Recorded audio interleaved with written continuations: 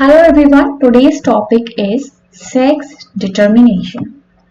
Okay, so guys, you know that in humans there are how many pair of chromosomes? There are 23 pair of chromosomes. Now from these 23 pairs, 22 pairs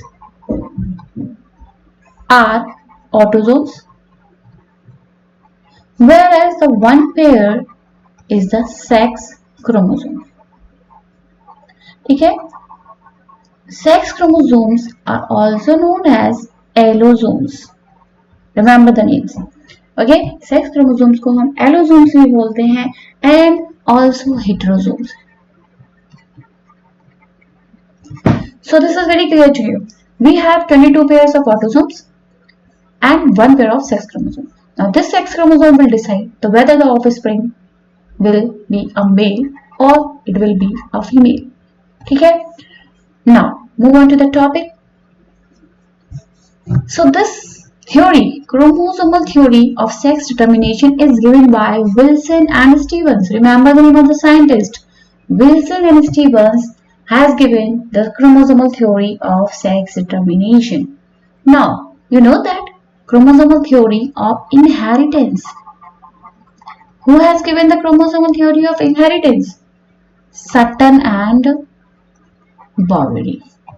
Okay, so don't be confused in these scientists. This is the chromosomal theory of inheritance given by Sutton and Boveri, and sex determination theory given by Wilson and Stevens. Okay guys, now move on to the topic. So we are talking about the mechanism of sex determination. Okay, so for this you have to remember two terms, heterogametic or homogametic, or we can say homomorphic or heteromorphic. ठीक है, hetero means two different type of gametes. दो तरह के gametes है, एक में है X type of chromosome और दूसरे गैमीट में होगा Y chromosome. Okay, means two different types of gametes are formed. Whereas in homogametic you will see that the gametes are same, means both contains XX chromosome. Okay, this example I have taken of the human male and female.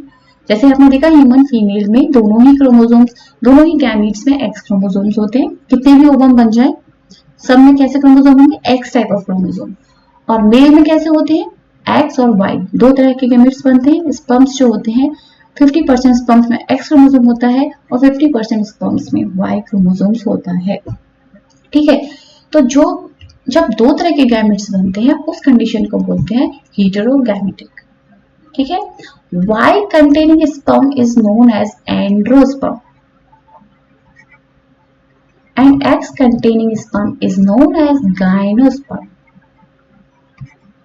ठीक है, अगर sperm में Y है तो उसे बोलेंगे एंड्रोस्पर्म, और sperm में अगर X है then we call it a gynosperm. ठीक है, एंड्रो से आपको पता है ना, andro is used for male. Okay guys, now so first we will see the male heterogamety.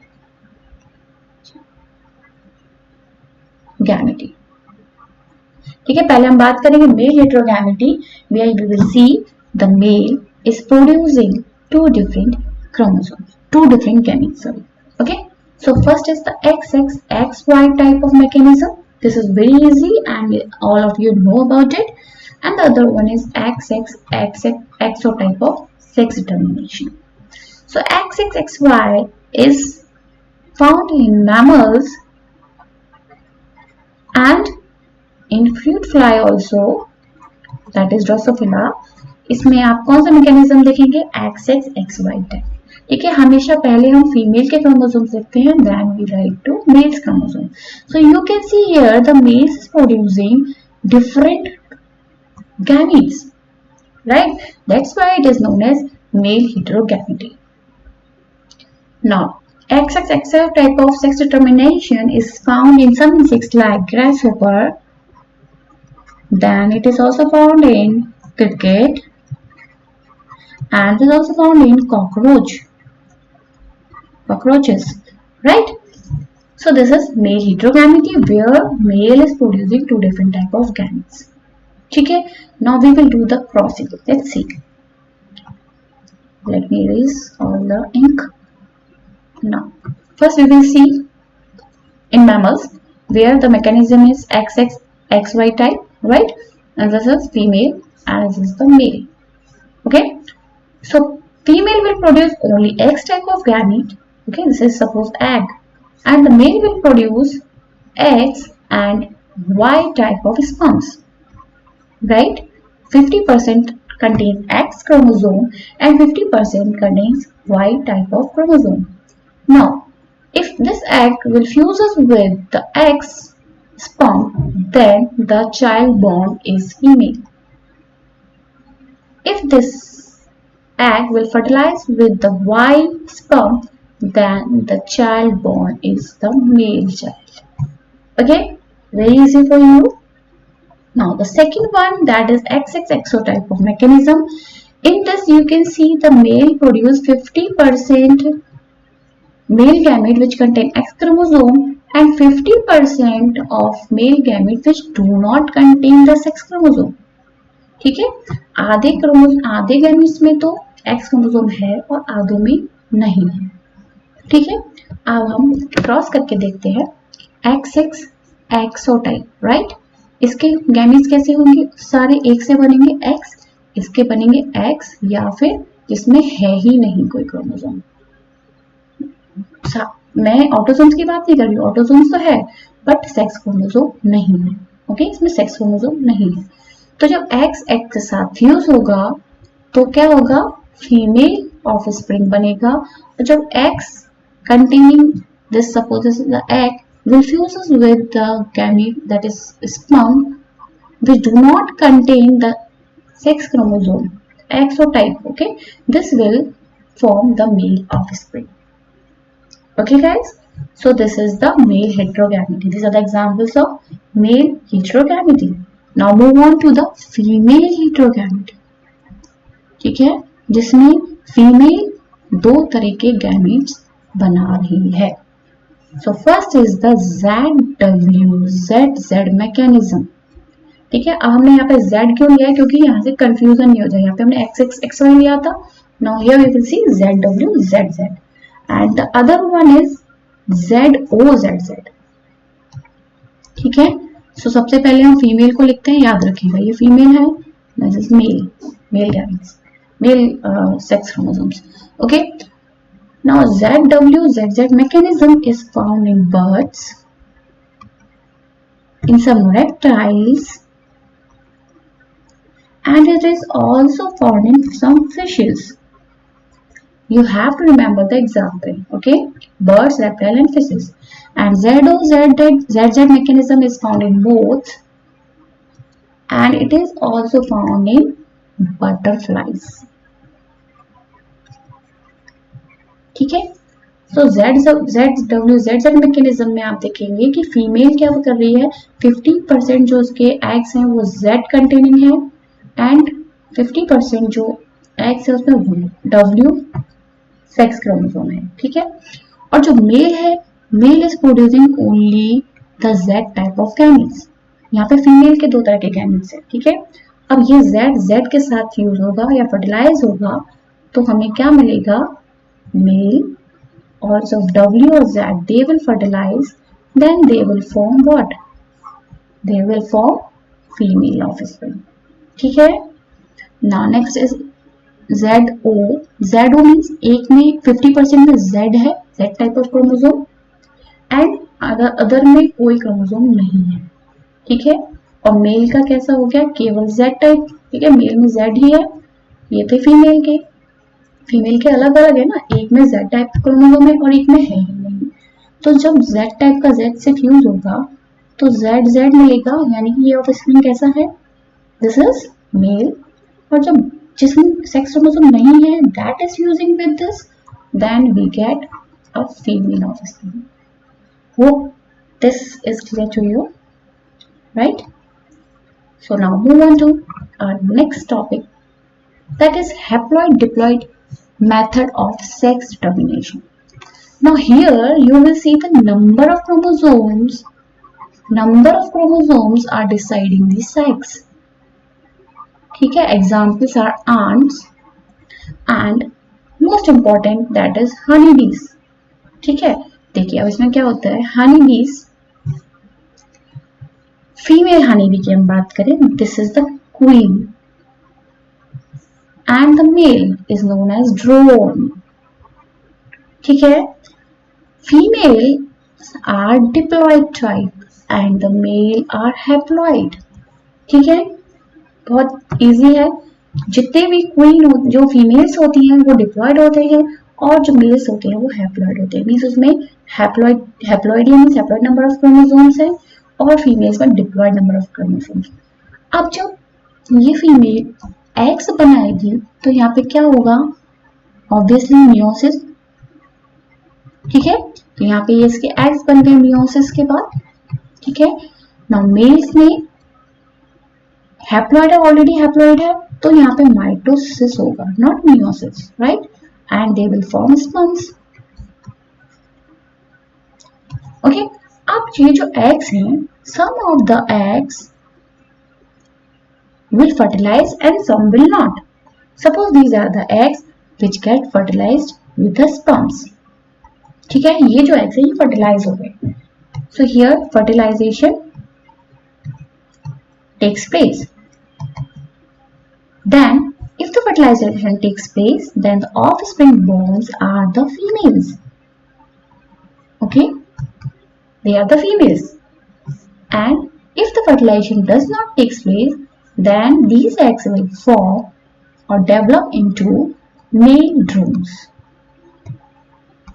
Okay, बहुत इजी बात है. जब फर्टिलाइजेशन होगा तो फीमेल्स बनेंगे, फर्टिलाइजेशन नहीं होगा तो मेल्स बनेंगे. ठीक है, अब फर्टिलाइजेशन नहीं हो रहा है तो ऑब्वियसली दे आर हैप्लॉइड्स, और फर्टिलाइजेशन होगा तो here and then and they will form diploids. Okay guys, hope it is clear. अब बहुत इंपॉर्टेंट बात ये है कि आपने सुना होगा कि जो हनीबीज होती है उसमें ड्रोन्स होते हैं, उसमें वर्कर्स होते हैं, उसमें क्वींस होती हैं. तो ये कैसे होता है? ठीक है, अब जो फीमेल्स हैं, इन फीमेल्स में से एक डेवलप हो जाती है क्वीन में, बाकी सब होती है स्टेराइल वर्कर्स, यानी कि जो काम करने वाली हैं वो सारी महिलाएं हैं. Very funny, right? तो जो काम कर रहे हैं दे ऑल आर फीमेल्स. अब ये जो क्वीन है वो कैसे बनेगी? How queen bees are made. ठीक है, जो यंग वर्कर्स होते हैं, यंग वर्कर्स के हेड में ग्लैंड्स होते हैं. These glands will secrete protein. This is known as royal jelly. Okay, so heads of the young workers will contain glands. These glands will secrete a protein called royal jelly. अब जो larva है उस larva को royal jelly मिल जाए तो वो larva क्या बनेगा?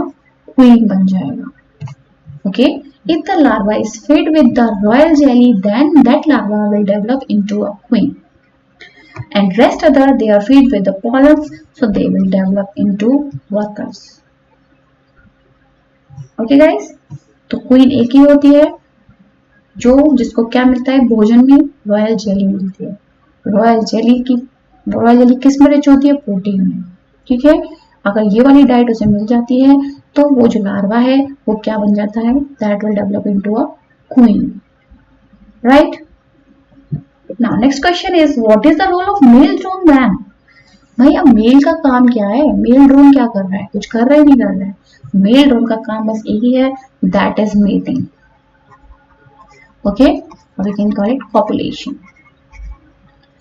सो आफ्टर मेटिंग के बाद द मेल ड्रोन डाई, मर जाते हैं. So this is the role of the male drone. Okay, only mating with the female. Okay guys, hope this is clear to you.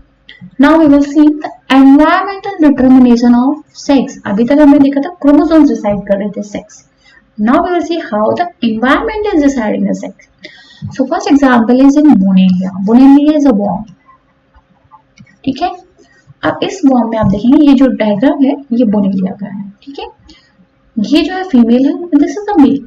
The male is residing in the uterus of the female, ठीक है। अब हम देखते हैं ये हो क्या रहा है। सो हियर यू कैन सी, जब बोनेलिया का जो वॉर्म है इसके जो लार्वा होते हैं, that larva if they will drop at alone place, अकेली कोई जगह पे ये ड्रॉप हो जाए, then they will develop into a female, ठीक है। फीमेल बॉडी होती है। और if this larva is dropping near to the male, oh sorry female, अगर ये लार्वा इस फीमेल के पास गिर जाता है तो ये क्या बन जाएगा, मेल में। अकेले गिर रहा है तो फीमेल, और फीमेल के साथ गिर जाता है, पास में आ जाता है तो वो मेल में डेवलप हो जाता है, क्योंकि यहाँ फीमेल से कुछ सिक्रीशन होता है केमिकल्स का, जिसकी वजह से ये लार्वा मेल बन जाता है, ठीक है। अभी जब ये फ्लोट कर रहा है इसका sex not decided, okay, sex not decided yet when this larva is floating. अब ये कहाँ पे रेस्ट कर रहा है, if it is resting alone, then it is developing into a female.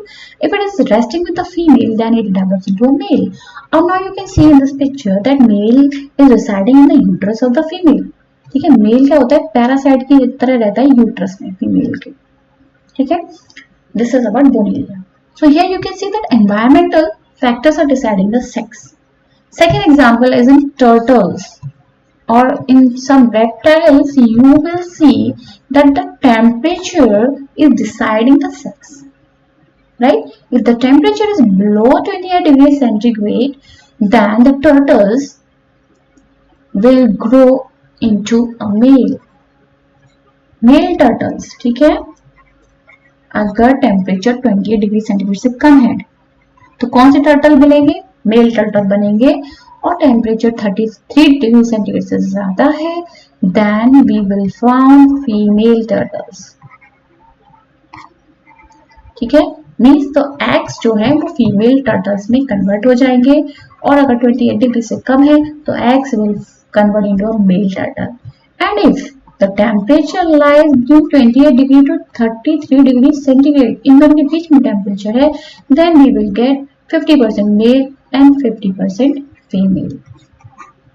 Okay guys, hope this is clear. So here you have seen that environment is deciding the sex. This is all about today's lecture. Hope you like my video. I want your valuable feedback. Please give your feedback and subscribe to my channel, and also hit the bell icon.